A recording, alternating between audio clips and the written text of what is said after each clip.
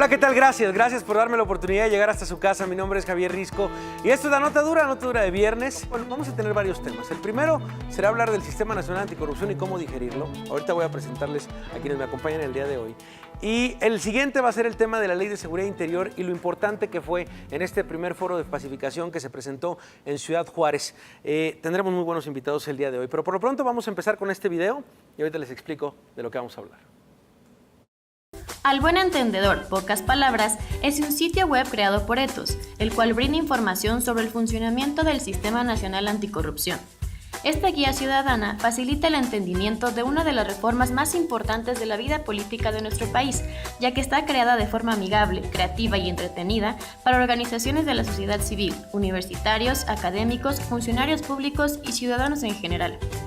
Basada en dichos populares y con un diseño que resalta el folclore mexicano, esta guía contiene 6 secciones en las que, entre otras cosas, se describe la estructura del sistema, los actos de corrupción más comunes y cómo se sancionan, así como los mecanismos de participación ciudadana que existen. Infórmate, participa y difunde la Guía Ciudadana del Sistema Nacional Anticorrupción. El combate a la corrupción depende de todos. Bueno, pues ahí está. Me da mucho gusto que esta noche me acompañe Liliana Alvarado, ella es directora de Desarrollo Económico y Social de Ethos, Laboratorio de Políticas Públicas. Gracias por estar por acá. ¿Cómo estás? Buenas noches. Muchas gracias, Javier. Buenas noches. Gracias por estar por acá. Y está también Emiliano Montes de Oca, él es vocero justamente de Ethos, Laboratorio de Políticas Públicas. Gracias por estar por acá. ¿Cómo te va? Muy bien, muchas gracias. Qué bueno que me pudieron acompañar esta noche. Y a ver, primero, ahorita hablamos de esta guía, la cual me parece una muy buena idea. Pero sí me interesa partir de... ¿dónde estamos en este momento, en agosto de 2018? ¿Dónde está parado el Sistema Nacional Anticorrupción? ¿En qué vamos en ese tema, Liana? Claro, mira, Javier, bueno, haciendo un poco de memoria, recordaremos que en 2015 se aprueba esta reforma constitucional, sí, que es la base del Sistema Nacional Anticorrupción. Después, en 2016, tenemos también la aprobación de las 7 leyes. Después, posteriormente, pues las modificaciones a la normatividad de lo que son los sistemas locales anticorrupción, ¿no? Ahora, a tu pregunta de cómo vamos, bueno, pues desafortunadamente, por ejemplo, los sistemas locales anticorrupción no están al 100% en lo que tiene que ver con las modificaciones de su normatividad y tampoco con las designaciones de puestos claves. Y bueno, no nada más en términos de lo que son los estados, Javier, sino incluso, como tú bien sabes, también a nivel pues, de la federación, nosotros no tenemos un fiscal general, no tenemos un fiscal anticorrupción, no tenemos los denominados magistrados anticorrupción. Entonces, bueno, si bien la mayor parte de la parte normativa, digamos, ya está pues puesta sobre la mesa, sí falta todavía ciertas designaciones y cuestiones clave para que arranque, ¿no? Sí, estamos, híjole, con una idea muy clara, con una maqueta tal vez clara, pero en la realización de verdad bastante atorados. Tuve la oportunidad de hablar hace poco con Luis Manuel Pérez de Hacha. Aquí festejamos de verdad y le dimos una importancia que yo creo que es la importancia que merece a este Comité de Participación Ciudadana del Sistema Nacional Anticorrupción. Me parecía que era uno, o es, no quiero hablar en pasado, voy a darle ese peso de optimismo a este tema. Es una de las instituciones, del grupo de ciudadanos de los cuales nos tenemos que agarrar para echar adelante el Sistema Nacional Anticorrupción. Y él me pintaba un panorama realista y a la vez un poco pesimista en la línea en la que nos estás platicando, Liliana. Decía, perdón, pero el Sistema Nacional Anticorrupción y el Comité de Participación Ciudadana se ha convertido, si lo tuviera que definir en una palabra, en una ficción. En eso estamos parados. Porque somos 5 los que estamos aquí, pero estamos en una oficina en donde no tenemos computadoras, en donde no tenemos cafés, en donde no tenemos ni hojas blancas para poder escribir en nuestras juntas. Y decía él, ¿y por qué? Pues porque estamos como en un limbo legal, en donde no podemos recibir recursos públicos, pero tampoco podemos estirar la mano a empresa. ¿Por qué? Pues porque es un comité de participación ciudadana. Entonces, híjole, suena un poco desalentador en dónde está parado ahorita, por lo menos esta ficción de lucha anticorrupción. Emiliano. Sí, efectivamente, el CPC es una instancia sumamente importante porque es a través del CPC que pueden entrar las iniciativas ciudadanas de las organizaciones de la sociedad civil, de la ciudadanía, Esta cuestión de que no tienen recursos, efectivamente nosotros platicamos con Mariclera Costa, que es la presidenta del CPC, y nos comentaba de pues, este problema de que las oficinas aún no tienen como un espacio para trabajar y está viendo estos problemas. Pero justamente nosotros impulsamos un anexo transversal anticorrupción, fue uno de los proyectos que hicimos en ETOS. Es en el presupuesto de egresos de la Federación, hay un anexo en donde viene cuánto dinero se va a destinar al combate a la corrupción y ahí vienen las partidas que se deben de justamente repartir y lo que le corresponde al CPC y a la Secretaría Ejecutiva del SNA. Fue un proyecto que nosotros en ETOS impulsamos junto con otras organizaciones y pues es cuestión de seguir impulsando ese tipo de mecanismos no solo a nivel nacional, sino también en cada una de las entidades federativas para que pues, se transparenten los recursos y para que lleguen justamente a los CPCs nacional y locales. Liliana, ¿cómo podemos destrabar esto? ¿Cómo podemos aportar, presionar para que avance este sistema? Mira, Javier, por ejemplo, ya se mandó a hacer justamente al CIDE y a un colectivo que se llama la Red por la Rendición de Cuentas, lo que es la política nacional anticorrupción. Ahorita la tenemos en una fase, digamos, como de borrador y se van a hacer algunas consultas para irla mejorando y es muy importante que nosotros como ciudadanos participemos en todo lo que tiene que ver con el Sistema Nacional Anticorrupción, porque te voy a decir que una de las razones por las cuales, hay varias, ¿no? Pero por las cuales este sistema podría quedarse congelado, tiene que ver con la falta de voluntad política, ¿no? Entonces, ahora tenemos un nuevo presidente electo, ¿no? Que tiene una firme intención de combatir la corrupción, pero es muy importante que eche mano de este Sistema Nacional Anticorrupción y que sobre todo también se rija bajo esta nueva Política Nacional Anticorrupción. Y te voy a dar un ejemplo muy claro. Dentro de esta Política Nacional Anticorrupción se deja ver la importancia de que nosotros tengamos un servicio profesional de carrera. ¿Por qué? Porque tenemos a servidores públicos que ahorita están muy desprestigiados, ¿no? Que han sido castigados salarialmente desde hace muchísimos años y que lo que es importante es que estén capacitados, que tengan un plan de desarrollo dentro de sus propias instituciones, que sean evaluados y que tengan todo un programa que los haga realmente ser servidores públicos de carrera, ¿no? Ahora, ¿qué tenemos? Bueno, pues tenemos un plan de austeridad en las que muchas organizaciones y ciudadanos estamos de acuerdo, ¿no? ¿Quién podría no estar de acuerdo en un plan de austeridad? Pero tenemos ciertas directrices que van en contra, por ejemplo, de lo que es un servicio profesional de carrera, ¿no? Que tienen que ver con reducir sustancialmente los sueldos, que tienen que ver con hacer que los funcionarios públicos trabajen incluso los sábados, que tiene que ver con esta descentralización que además pues va a implicar un costo muy elevado, ¿no? Que tiene que ver con eliminar las prestaciones, ¿no? Que te digo que van es opuesto, ¿no? Lo que implica un servicio profesional de carrera, que incluso habla sobre incentivar a esos funcionarios públicos para hacer mejor su trabajo y sobre todo también para ir avanzando en la escala de puestos, ¿no? Entonces, es muy importante que tengamos mucha congruencia, Javier, entre lo que son las políticas nacionales de corrupción y sobre todo el sistema y lo que marca la ley, ¿no? Y cómo realmente se van a estar ejecutando estas políticas, ¿no? Sí, estas acciones. Este laboratorio de justamente políticas públicas. Así es. Entonces la revisión justamente de eso. Y ahorita se está hablando de haber leído varios comentarios a través de redes sociales en donde la gente exige esto, en donde la gente dice, bueno, ok, suenan a buenas intenciones la mayoría de los en este gobierno de transición, en estos meses en donde podría parecer que existe un limbo, suenan muy bien las intenciones, suenan bien algunos proyectos, pero dicen hay escasez de políticas públicas tangibles o reales. ¿Cómo se está haciendo este balance, Emiliano? Sí, pues efectivamente, como mencionaba Liliana, la política nacional anticorrupción va a ser fundamental para que las políticas públicas pues se pongan en la mesa y se lleven a cabo. Nosotros en ETOS, como laboratorio justamente de políticas públicas, tenemos diferentes iniciativas que hemos llevado, en donde lo que buscamos es que la ciudadanía conozca estos temas, traducir a información sencilla, justamente la Guía Ciudadana del Sistema Nacional Anticorrupción es eso, es traducir 7 leyes que son complejas, que tienen un lenguaje técnico, y hacerlo en información sumamente sencilla. A ver, ¿cuáles son estas 7 leyes?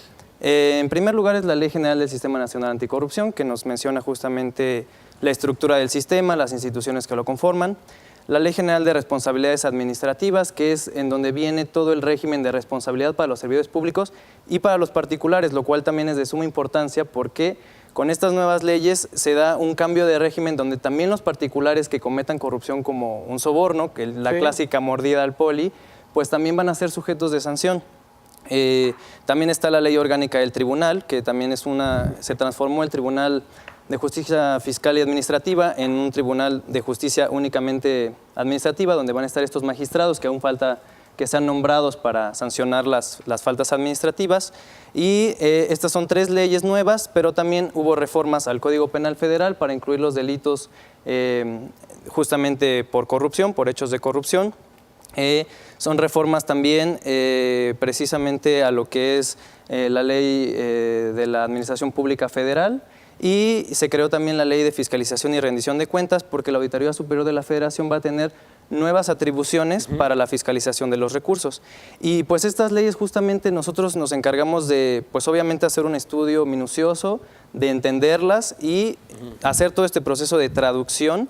A ver, aquí están, con los elementos esenciales. Aquí están esta manera en la que ustedes dicen al buen entendedor pocas palabras. A ver, si quiere vamos revisando uno por uno. Sí. A ver cómo lo fueron traduciendo. Te paso esto para que lo vayamos entendiendo. A ver, la primera, el Sistema Nacional Anticorrupción. ¿A qué se refieren con la neta del planeta? Mira, aquí básicamente en esta primera sección lo que hacemos es hablar sobre cuál es la dimensión del problema de la corrupción y del fenómeno en México. Y tal cual como lo acaba de describir Emiliano, dejamos ver pues cuáles son estas 7 leyes y de manera muy resumida y muy didáctica y muy fácil de entender cuáles son las implicaciones de los cambios que presentan estas 7 leyes, ¿no? Podemos pasar, por ejemplo, también a la segunda sección, que es el que la hace, la paga. ¿A qué se refieren con eso? Bueno, que ahora hay, digamos que repercusiones o hay implicaciones de los actos. No quiere decir que anteriormente no, pero ahora queda muy claro, por ejemplo, y de mejor manera, digamos, definido cuáles son las faltas administrativas en las que pueden incurrir los funcionarios públicos. Como bien mencionaba Emiliano, bueno, pues ahora tenemos faltas no graves, tenemos faltas graves, faltas de particulares y también incluso tenemos dentro del Código Penal, pues muy claro a qué se refieren los delitos en materia de anticorrupción. El que la hace la paga. Ok, ¿el siguiente cuál es? Tenemos cuentas claras, amistades largas. Sí. Y aquí justamente lo que yo creería que esta es una de las partes más importantes de la guía ciudadana, dado que es de las más complicadas de entender en la ley. Y lo que te dice es qué instancia es la que se encarga de detectar, de investigar y de sancionar, dependiendo, como habíamos mencionado anteriormente, si se trata de una falta administrativa no grave, de particular y demás, ¿no? Aquí, la siguiente sección, ábranse piojos, que ahí les va su peine. Justamente se habla sobre el papel de la sociedad civil, no solamente en la conformación del Comité de Participación Ciudadana, sino también lo que fue el Comité de Selección de este Comité de Participación Ciudadana, una sinopsis de lo que ha sido la carrera de los miembros del CPC, también obviamente pues un recuento de lo que fue la ley de 3 de 3 y cómo la sociedad civil ha logrado y sigue impactando en pues la política pública y de manera particular en la política anticorrupción, ¿no? Después tenemos a grandes males, grandes remedios, que está relacionado con la Plataforma Digital Nacional, que bueno, actualmente no tenemos esa plataforma, se va a ir montando en los próximos años, pero que va a contener información muy importante relacionada con compras públicas, con quejas y denuncias ciudadanas, obviamente con las declaraciones de los funcionarios públicos, ya sabemos, pues la patrimonial, la fiscal y la de conflicto de intereses, y también con particulares y funcionarios públicos sancionados, ¿no? Y finalmente tenemos la sección Quien bien te quiere te hará sufrir, que habla sobre la fiscalización de recursos públicos y de la relevancia que esto tiene ahora con las nuevas atribuciones de la Auditoría Superior de la Federación. A ver, entonces, esta es la traducción que ustedes hacen, justamente lo que se está haciendo, de hacia dónde nos dirigimos. Y la verdad es que yo no quiero que nos quedemos con este sabor de boca de pesimismo o más agrio que dulce. Yo soy un fiel creyente de los esfuerzos de la sociedad civil, soy un fiel creyente de que sí ha despertado algo, hay que decirlo, en los últimos años, Yo creo que empieza a despegar por ahí con la famosa ley 3 de 3, en donde se empiezan tal y llegan un día al Senado y ponen 600,000 firmas, pues sorprendiendo a todos y diciendo, oiga, nos gustaría que esto se haga ley. Y poco a poco ahí va caminando y se está tomando en cuenta, tan en cuenta que, bueno, pues ya hay un medidor de quién ha hecho su ley 3 de 3, quién no, y ya son señalados. Entonces, a mí me parece que sí hay un despertar ciudadano. Tan hay un despertar ciudadano que incluso las candidaturas independientes, ciudadanas, también son relevantes. O sea, yo creo que sí hay luces en el camino para pensar de que vamos en el camino correcto. ¿Piensa lo mismo Ethos? ¿O hacia dónde nos dirigimos? ¿O qué más podríamos hacer después de esto? Sí, en Ethos consideramos que la participación ciudadana es fundamental y tenemos que transitar a eso, a través de las candidaturas independientes, a través de la denuncia, pero es muy importante que para que la ciudadanía pueda participar, pues lo primero es que tiene que estar informada, tiene que saber de qué trata el sistema, no tiene que pensar que todo es el gobierno y simplemente culpar al gobierno. El gobierno es mucho más que el presidente, son poderes, son instituciones, son normas. Entonces, es lo que nosotros buscamos hacer en Ethos, justamente primero informar, para que entonces la gente se anime a participar. ¿Cómo puede participar? Denunciando, eso es primordial. ¿De qué otra manera? Pues no siendo partícipe de un acto de corrupción. Si yo como ciudadano no sé cuáles son los actos de corrupción, puedo caer en uno y ni siquiera darme cuenta. Entonces es muy importante saber cuáles son estos actos y también a través justamente del Comité de Participación Ciudadana van a poder participar instituciones, universidades, organizaciones de la sociedad civil y que justamente a través de ese canal se haga la promoción de estas políticas públicas que tú decías. Pero pues sí es muy importante que la ciudadanía conozca toda esta información y pues que le entre al combate a la corrupción porque esa es tarea pues de todos. A ver, ¿qué dice Liliana Alvarado, directora de Desarrollo Económico y Social de Ethos, de la siguiente frase, la cual me encontré hoy en redes sociales? Leyes hay, lo que falta es justicia. Lo que falta es justicia y lo que falta también es voluntad política, ¿no? Y yo creo que pues ahorita la sociedad estamos como muy impactados, sobre todo, bueno, pues por este tema de el Bester Gordillo, ¿no? Y son, fíjate, Risco, que son señales muy importantes porque a la ciudadanía a veces como que y nosotros como organizaciones de la sociedad civil, pues siempre tenemos los ánimos muy arriba para seguir hacia adelante, como dice Ben Emiliano, para informar a la ciudadanía, para socializar la información, para decirles que hay que participar y demás. Y definitivamente, bueno, pues sí entiendo como esta desilusión que a veces nos llega a nosotros, a los ciudadanos, de darnos cuenta que pueden estar las leyes mejor diseñadas, pueden estar las leyes ya adoptadas, como ahora te platicaba que ni siquiera todos los estados tienen todas las modificaciones de sus leyes relacionadas con el sistema local anticorrupción, pero digamos que ya las tuvieran. Pero si no hay justicia y si permea la impunidad, es muy difícil que cualquier ley pueda, digamos, combatir eso, ¿no? Entonces, también es muy importante que el Sistema Nacional Anticorrupción vaya de la mano, ¿no? De un sistema de justicia penal que funcione. Y ahí tenemos un cuello de botella, tenemos problemas de profesionalización en los ministerios, tenemos jueces corruptos, tenemos participación política donde no debe de haber en decisiones que deben de ser meramente legales. Entonces, definitivamente sí tenemos un problema, ¿no? Sí, yo creo que pones un ejemplo clave que sería importante tocarlo por acá, ya que lo abres, que es el tema del Bester Gordillo. O sea, estamos ante la posibilidad de poner el tema como un antes y un después en la justicia de este país. ¿Por qué? Pues porque ya son varias las acumulados. Pero en lo que han coincidido los expertos es en cómo el tema del Bester Gordillo estuvo alejado de la parte de justicia y estuvo muy cercano a la parte política. Así es. Como a través de aparatos de justicia el Estado reprime, el Estado encierra y el Estado crea un juicio y lo estira durante 5 años, 5 meses y 11 días, en donde uno pensaría, y hemos hablado, aquí tuvimos a un ex procurador fiscal federal, lo tuvimos en este programa, tuvimos la oportunidad de hablar con gente como Ricardo Rafael, que conoce perfectamente el tema, el propio Gabriel Regino, en donde nos han dicho, a ver, este caso se resolvía en 2 meses. Dice, este caso en un juzgado se resolvía en 2 meses y punto, porque no había forma de sostenerlo. Bueno, se sostuvo por el aparato que tú estás mencionando, el aparato que tiene jueces comprados, que tiene la justicia prácticamente al mando del gobierno. Pasó algo muy parecido también en el tema de las campañas. vaya, hay que detenernos, ¿no? Y esto también es parte de la corrupción, Emiliano. Sí, justamente aquí vemos que pues existen dos vías en las que uno puede interpretar esto, ¿no? La vía del derecho, la vía jurisdiccional, la vía de las normas y la vía política, ¿no? Y desafortunadamente, pues sí vemos aquí una vía política que está sobre la vía jurisdiccional, que es la que debería de imperar. Entonces, en el caso de el Ballester Gordillo, pues vemos a una procuraduría ineficaz que justamente no pudo realizar una carpeta de investigación conforme, que no pudo justamente acusarlo por los delitos por los que hubiera sido realmente hubiera procedido, procesado, tal vez sí, que hubiera continuado. Y pues a simple vista podríamos decir sí, es una procuraduría ineficaz, o más bien ya yéndonos a una interpretación mayor, pues es justamente que vemos el brazo de la política y de las cuestiones reales de poder que están influenciando pues las decisiones del Poder Judicial, y eso es fatal. Pues, a ver, me parece muy interesante lo que están haciendo, pero también me interesa una reflexión, Liliana, de lo que podría suceder con el nuevo gobierno.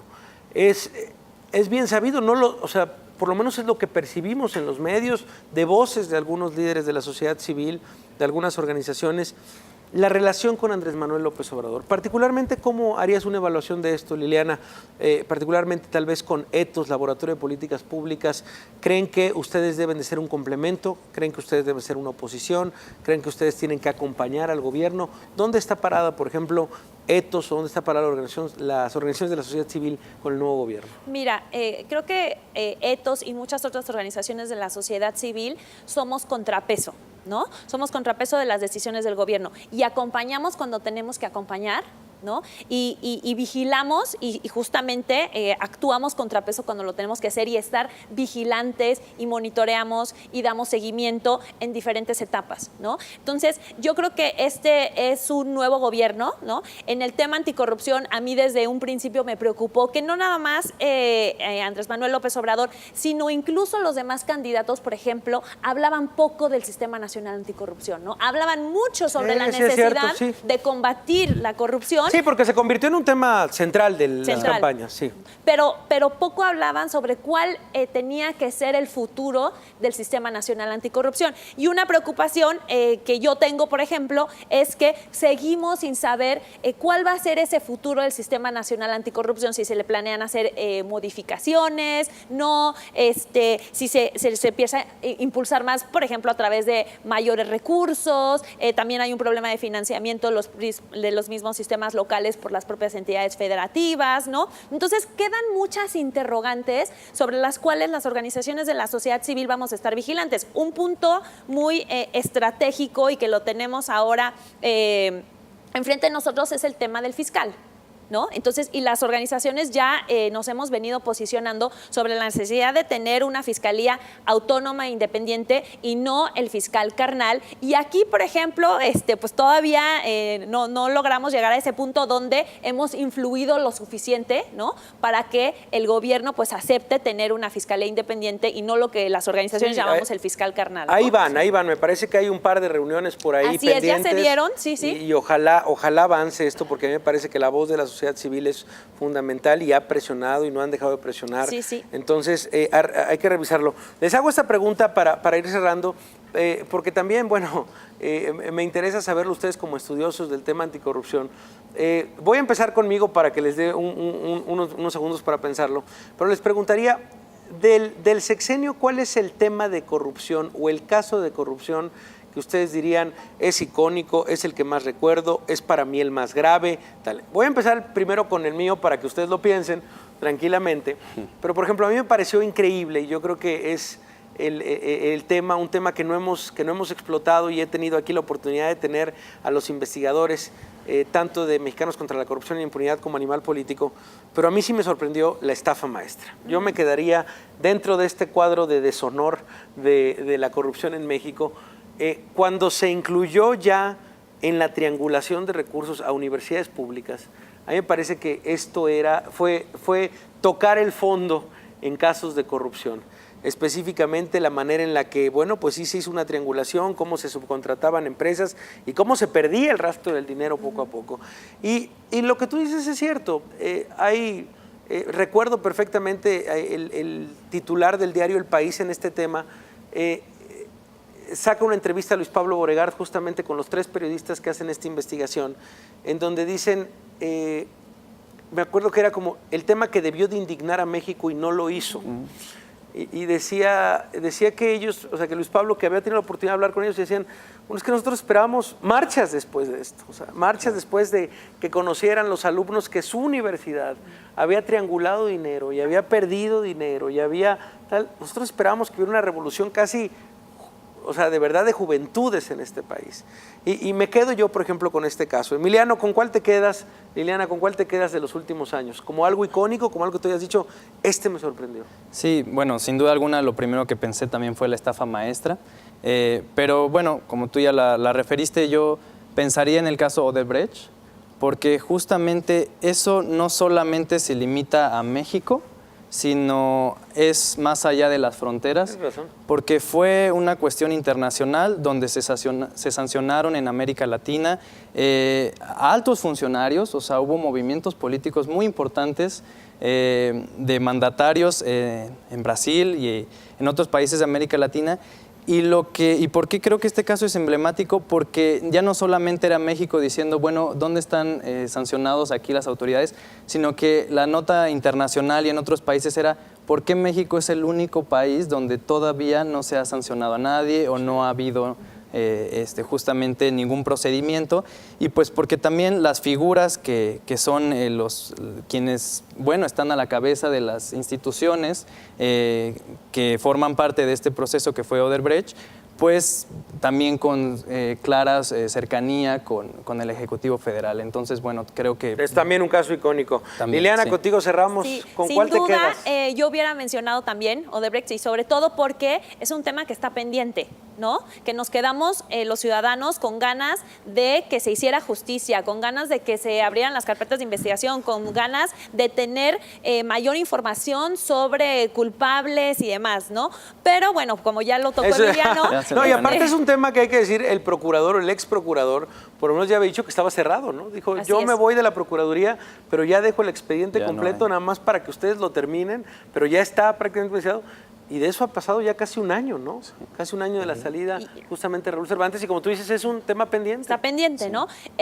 Y el tercero que yo nombraría, y no porque es el más icónico ni porque representa tal vez en términos de recursos el más grande, la Casa Blanca, ¿no? Creo que fue un caso donde la ciudadanía fue fácil de entender, ¿no? No nada más... pues el uso del conflicto de interés, ¿no? Sino también se hizo como un ícono, ¿no? No, hay que decirlo, y esto no lo dices tú, lo dice el propio presidente. Cuando presenta el Sistema Nacional Anticorrupción, él cita esto, dice, sé de las circunstancias el que vivimos el año pasado, tal, donde dice, y bueno, sé del malestar social y es por eso que se impulsa este sistema. Tienes razón, o sea, fue la llave que abrió la indignación de un tema que había permanecido durante décadas con nosotros. Y yo espero que, bueno, pues si nos invitas a tu programa en 6 años, tengamos un mejor panorama, seguro Odebrecht no siga pendiente, seguro. ¿no? Y no tengamos estos casos tan lamentables y tan icónicos de los cuales hablar. Pues Ethos, Laboratorio de Políticas Públicas, aquí tienen el micrófono abierto. Cada vez que presenten algo interesante, algo como esto, sin duda aquí tienen el micrófono abierto, lo vamos revisando y seguramente nos veremos mucho más antes que en los próximos 6 años nos veremos muchísimo. Así que Liliana Alvarado, directora de Desarrollo Económico Social de Ethos, gracias por estar esta noche por acá. Muchas gracias. Gracias también Emiliano Montes de Oca, vocero de Ethos, gracias por estar esta noche.